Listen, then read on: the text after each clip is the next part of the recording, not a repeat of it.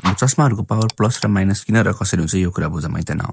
So कुनै पनि normal आइमा light रेजहरू आउँछ र त्यो चाहिँ एक्ज्याक्टली हाम्रो फोकस हुन्छ रेटिनामा र इमेज फर्मेसन हुन्छ र सबै इमेज राम्रोसँग देखिन्छ। अब हामीसँग दुईटा केस रहेको छ। यदि रेटिनाभन्दा अगाडि आएर फोकस भयो भने चाहिँ यसलाई हामीले मायोपिया भन्ने गरिन्छ अथवा सर्ट साइटनेस, जसमा चाहिँ हामीले नजिकको चाहिँ देख्छौँ, टाढाको चाहिँ अलिक ब्लरी देख्छौँ।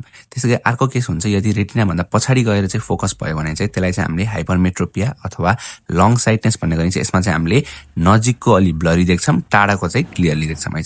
यसलाई हामीले रिजल्भ गर्छौँ बाई युजिङ दि लेन्स। अब कुन लेन्स युज गर्ने भन्दाखेरि चाहिँ हाम्रो मायोपियाको लागि डाइभर्जिङ लेन्स युज गर्ने गरिन्छ, जसलाई हामीले कन्केभ लेन्स भन्ने गरिन्छ। Why diverging or concave lens भन्दाखेरि चाहिँ मायोपियामा त हाम्रो नजिक आएर नजिकै कन्भर्ज भएको छ नि त होइन। सो यसलाई हामीले अलिक पर गएर कन्भर्ट गर्नु पर्यो। सो डाइभर्जिङ लेन्सले त हल्का डाइभर्ज गरिदिन्छ।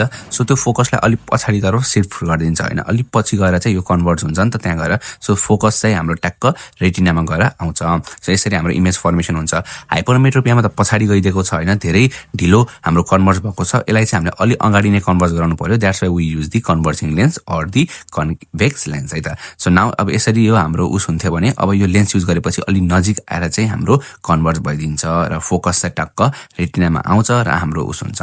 सो नाउ अब पावरको कुरा गर्नु पर्दाखेरि चाहिँ यदि हामीले डाइभर्जिङ लेन्स युज गऱ्यो भने त्यसलाई माइनस भन्ने गरिन्छ र कन्भर्जिङ भए प्लस पावर भन्ने गरिन्छ। सो हाम्रो माइनस पावर भनेको चाहिँ नजिकको देख्ने तर टाढाको नदेख्नेको लागि हो भने प्लस भनेको चाहिँ टाढाको देख्ने नजिकको नदेख्नेको लागि हो।